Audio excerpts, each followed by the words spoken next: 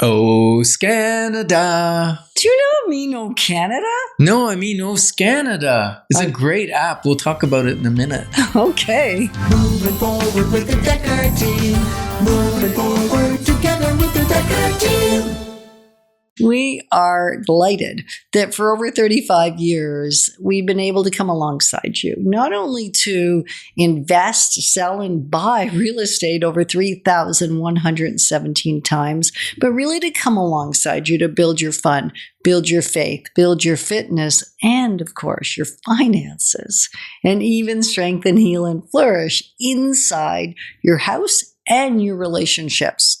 We're going to discover that whether in life or in business, there are things we can do that will help us improve our vitals. Mm-hmm. Shore them up a little bit, or shift them, or make them better, or something like that. Yeah. So first of all, I want to talk about O SCANada. It's a app, and you can use it to scan barcodes on products in the store before you buy them, and it shows whether the material's sourced in Canada, whether it's assembled in Canada, whether there's employees or a head office in Canada, and then you can make a buying decision. If that's something you really, really want and it comes from another country and you're okay with that, fine. But there may be two options. Sometimes it's at the grocery store, one's made in Canada and one ketchup's not, and you decide which one you want to put on your French fries. Right. Whatever it is, whatever level of dedication you have to supporting the country you live in. Right. And so I think we're going back a little bit to segment A when we talked about what are those three things or three reasons that businesses fail and or we fail in our home. It's very much the same. Mm-hmm. And that was our cash flow. How is our money doing? And when we come to keeping more money in the country or buying products that are more suited to us. I mean, I know we've been shifting to a lot more local farmers markets. We went this weekend, and although I may buy smaller amounts because the cost is usually a little bit more, but I'm getting something that's way healthier for my body. So there's more than one way to calculate kind of that whole expenses and whether the expense is worth it. Yeah, of course.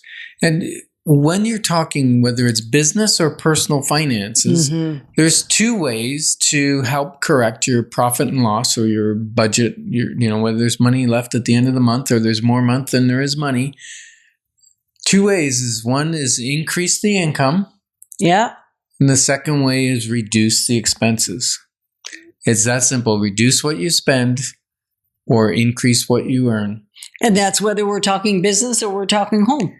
Yeah, and the beauty is you can make that movement so fast because now getting a raise at work is not necessarily as easy, but in business, you can move your business up. You can create more business by doing the right things, and you can cut expenses. Now, that doesn't necessarily mean I got to do major cuts like I'm going to cut the employees, number of employees and the number of hours. But it might be I sublet some space in the place I'm renting, or maybe I rent a little less space, or maybe we put the thermostats on automatic adjustment so they go down at night. Maybe I turn off lights regularly. Maybe I put motion sensors on my lights.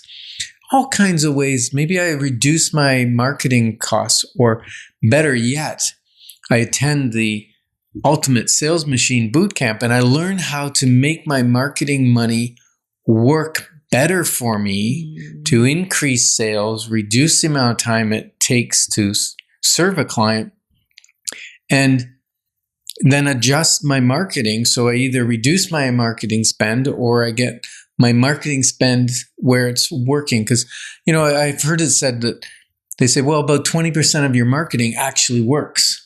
The problem is when you're spending a lot on marketing, you don't know which 20% is actually working. Because if you did, you could cut your budget by 80% and have the still same have result. the same results, right? Exactly. And well, better because your profit goes up even though, right. So I think that's one of the things with the Ultimate Sales Machine Bootcamp is that there's strategies on how to educate your consumer and create those things, they're very measurable, and you can tell how many people were there, how many people decide to stay in contact with you, how many people decide to purchase from you. Right. Very, very measurable. And as a human, an individual in a workplace, you said, well, it's a little harder to increase your salary without, say, working crazy hours, but maybe additional training, maybe investing in more of marketable things that you can learn that will then increase your salary. Maybe it gives you a job promotion. Yeah. A lot of times I've found that people don't know exactly what their boss wants them to accomplish. And so simple thing, if you're in a job, just go to your boss and say, hey, what would make you look good? What would make the company more money? What would make it a better place that I did in my job description? What is it that I'm not doing that I could do? And that's a great way to get a raise in the future. It really is. And then the second thing we talked about in segment A, a reason why a lot of businesses fail is their product or service no longer or never did fit the market. The best way to figure that out is do some market research. Do interviews with your clients if you already have a client base. Find out what they're looking for, what they're talking about at night in relation to your product or service and what would serve the market. I mean, we all know the story of Blockbuster. They could have mitigated that struggle by just changing their strategy, still deliver movies, but not the way that they were delivering them, right? Because people didn't want a hard copy anymore. Right. We just don't know what we don't know sometimes. You know, Kodak had the ability to do digital photography, and they said, oh, that'll never catch on. It'll always be film. So they didn't put any money into it, but they had it first. And now Kodak's out of business because they just stayed with film. And then number 3 is having a solid strategy that is implemented. I think a lot of businesses, at different times in our business life, we had the strategy, but we didn't have the degree of implementation that was required. And the strategy they're talking about is not the strategy of how to make a widget, how to make the widget better.